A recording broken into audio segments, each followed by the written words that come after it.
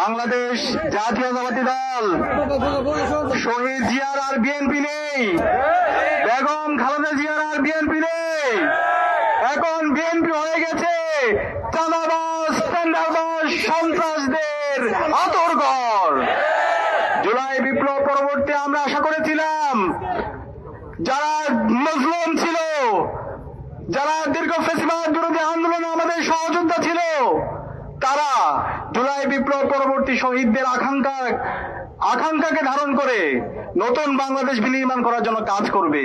কিন্তু আমরা দেখতে পেয়েছি গত 1.5 বছর জুড়ে সন্ত্রাসের সাথে, চাঁদাবাজির সাথে, টেন্ডারবাজির সাথে, রাহাজারির সাথে যেই দলটি সবচেয়ে বেশি জড়িত ছিল তার নাম হচ্ছে বিএনপি। আমরা দেখতে পেয়েছি বিএনপি নিজেদের মধ্যে কনফ্লিক্টে 200-র অধিক মানুষকে মেরে ফেলেছে। যাদের হাতে নিজেদের দলের লোকরা নিরাপদ না, তাদের হাতে কিভাবে দেশ নিরাপদ? আমরা আশা করেছিলাম বিএনপির নেতা জনাব তারেক রহমান দেশে আসার পরে এই বিশৃঙ্খল এক্সট্রিম মশার কয়েল প্ল্যান্ট ফাইবার দিয়ে তৈরি, তাই সহজে ভাঙে না, সুগন্ধিযুক্ত ও নিরবিচ্ছিন্নভাবে জ্বলে। ডেঙ্গু, চিকুনগুনিয়া বাহি সহ যে কোনো মশার বিরুদ্ধে দেয় এক্সট্রিম সুরক্ষা। বিএনপিকে তিনি সাবধান করবেন, তাদেরকে ঠিক করবেন। তিনি আসার পরে বলেছেন আই হ্যাভ এ প্ল্যান, এবং সেই প্ল্যান শুনে আমরা আশাবাদী হয়েছিলাম। কিন্তু আমরা এসে দেখতে পেয়েছি তার প্ল্যান হলো সারা দেশে 50-এর অধিক জায়গায় আমাদের মা বোনদের উপর হামলা করা।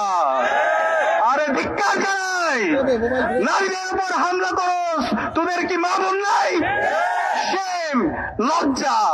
একই সাথে আমরা দেখতে পেয়েছি সারা দেশের প্রতিটি পাড়ায় পাড়ায়, মহল্লা মহল্লায় চাঁদাবাজির সাথে এই দলের তৃণমূল থেকে কেন্দ্র পর্যন্ত সর্বপর্যায়ে নেতৃবৃন্দ জড়িত আছে, এবং এই চাঁদাবাজি যারা করে তাদেরকে আবার পুরস্কৃত করা হয়। একই সাথে আমরা দেখতে পেয়েছি তার প্ল্যানের মধ্যে বাংলাদেশে জুলাই বিপ্লব পরবর্তী বাংলাদেশের প্রতিটি ক্যাম্পাসে যে গণতান্ত্রিক ধারা শুরু হয়েছে ছাত্র সংসদ নির্বাচনকে কেন্দ্র করে, সেই নির্বাচনকে জনাব তারেক রহমানের নির্দেশে নির্বাচন কমিশনের সামনে মত তৈরি করে এবং বিচার বিভাগকে প্রভাবিত করে শাহজালাল বিজ্ঞান ও প্রযুক্তি বিশ্ববিদ্যালয়ের ছাত্র সংসদ নির্বাচনকে বন্ধ করে দিতে। আমার কাছে মনে হয় এই বিএনপি 12 ফেব্রুয়ারি পর্যন্ত যাওয়ার আগে তারা আগে পরাজয় মেনে নিয়েছে। আমরা চাই আপনারা আগে থেকে পরাজয় বরণ করার দরকার নেই, সুস্থতার রাজনীতি করেন।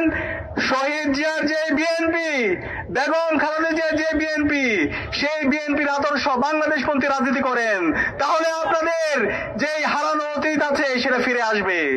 আমি অনুরোধ করবো জনাব তারেক রহমানকে, এখনো সময় আছে, আপনার দলকে আপনি সংস্কার করেন।